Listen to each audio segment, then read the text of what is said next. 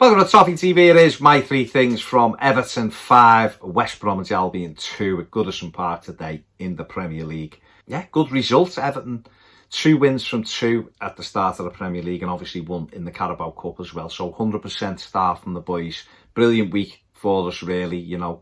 I guess the disappointing thing will be that they conceded 2 goals today. I don't think Carlo Ancelotti will be too impressed with that. But you know, he will be impressed with the fact we've won all 3 games. Let's begin with one of my points is regarding the goal, and it's the centre backs I'm going to talk about. We've only got 2 fit centre backs now at the moment. Obviously, Jarrod Branthwaite going to be missing for probably 4 to 5 weeks. Say Mason Holgate, I guess, will be another 6 weeks unless he's a quicker healer. So them 2 are out. Obviously, Lewis Gibson's gone out on loan or going to Reading on loan. So he's out the door. So Everton are obviously stepping up their efforts this week to try and get an answer from Chelsea regarding Fikayo Tomori. If not, I guess they'll move on because they're trying to correct that. But the 2 centre-backs we've got, I think Michael Keane's been excellent this season so far. I think played the 3 games, scored a goal on Wednesday, scored a very important goal for us today to put us 3-2 back up. So he's been excellent. Yerry Mina started the 2 league games. I thought he was brilliant last week at Tottenham. Today, couple of times, a little bit shaky. And that's the things he's got to iron out of his game. Does a lot of good stuff, Mina. But things like the first goal for me, he's got to go out to the ball. It's no good backing off when you've got cover, but it's kept within the range of the goal. If he goes and presses the ball there, Dianga can't get the shot away. And it's little things like that, I think, that will... You know, that Mina has to iron out of his game. Because I think he's got all the tools to be a top defender. He's not lightning, but he isn't slow. He's good in the air. He's a big lad, commanding. So he has to be able to go on and get blocks in, because that ultimately is what the best centre-backs do. And for me, he could have done better there. And then even with the second goal, you know, again, could have done better with the build-up to the free kick. So... the centre-backs are doing okay. Like Keane's doing marginally better, but I just feel as though, you know, we've got to really look after those 2 at the minute because we haven't got anybody else either. One of them goes injured, then one of them gets injured. It's looking like Coleman or Luca Dean are going to have to go to centre-back until we get somebody in. So, you know, but I think in general, though, they have done okay. Well, they've done well since the season started, but quite clearly that's an area that Everton will have to address as soon as possible. Second thing I'm going to talk about is the squad in general. Obviously, today, you know, we saw Wednesday night we made 10 changes to the team that won at Spurs and we won comfortably in the Carabao Cup.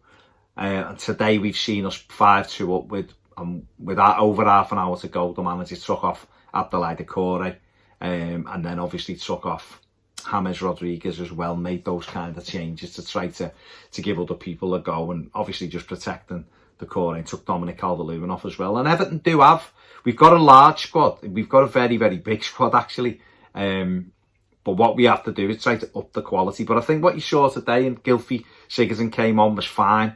Thought he'd done well when he come on. Moise Keane played and stuck over on the right and really tried to get into the game. You know, done some decent things. Only on 15 minutes, it's difficult, but done some decent things as well. And Alex Iwobi, who'd been injured for the first couple of games, came on as well, and he was okay, got involved as well.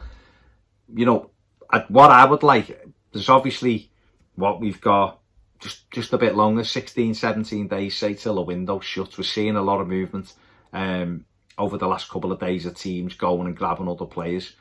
You know, and I think for Everton, apart centre-back aside, which I spoke about before, we still need something, another winger, I think, just to give us that extra little bit of a extra thing that, you know, to be able to unlock some games where the tight. James is incredible, his touch and everything, but I feel like he can go, and he did do a lot of the second half. He just went and dropped and sat in midfield, the centre, and started playing it here, there and everywhere and popping up edge of the box.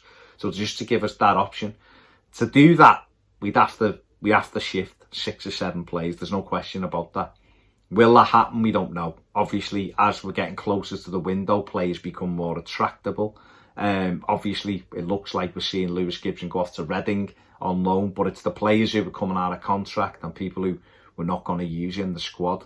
They're the ones that need to go. But the squad in general looks decent. Centre-back is obviously an issue with the injuries. But if we do bring in Fikayo Tomori this week, and then when we get Holgate and Branthwaite back, we'll have 5 centre-backs. We're well-stocked centre of the park.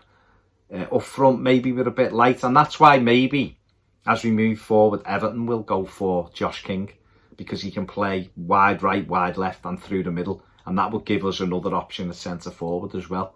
I think he could do a good job for Everton, but obviously there's players like Leon Bailey out there who you look at and think he'd make a big difference. I know the Wilf Sahar stuff will kick up as we get closer. He's another one who would make a difference, albeit he's pricey, he would make a difference. So I think it's just going to be interesting. But when you look at that squad, it isn't actually, you know, it's quite a nice little squad now, but it does need a couple of other bits to it to really make it a squad that can cope with everything. That, you know, hopefully you're going to go far in all competitions. But we'll see. It's going to be an interesting couple of weeks. And the final thing I'm going to talk about very quickly, but the best to last, was the performance of James Rodríguez. He's been absolutely sensational in the 2 games. At Spurs last week, when you watch him on your team, you realise just what a good footballer he is. Obviously, you know he is anyway. You've seen him for Real, you've seen him for Colombia, you've seen him for Bayern Munich. I remember him from Monaco. He was really good. But you don't, because he's not your player, it's just flashes that you see. But when you watch him, when he plays for your side, and you're watching everything he does, he's just a joy to watch. And I said it on the match reaction, the only disappointing thing is we're not there in the flesh to be able to watch him. But the left foot is absolutely fabulous. Proved it today with the goal, but even just this general passing, it always manipulates the ball well, always buys himself time. And he was a pleasure to watch today. And we've had a lot of Colombian supporters coming on the channel over the last couple of weeks and telling us that wait till he's playing regularly, you'll see more and more what kind of player he is. He's got so much talent and everything else. And you are seeing that he's getting a bit fitter, another week of training under his belt. Today done 76, 77 minutes. No need to stretch him. The game was won. The manager took him off, give him a bit of a rest while he acclimatises to English football, just the pace of it. But he's been absolutely brilliant and a joy to watch. And I just think when you look at him, you can see a real special player there. And we all should, and I think we are, but we all should be enjoying watching him in an Everton shirt. But you know what he showed today with the goal? There was not much on. Everything was facing him and he just dropped the shoulder and bang it in the corner.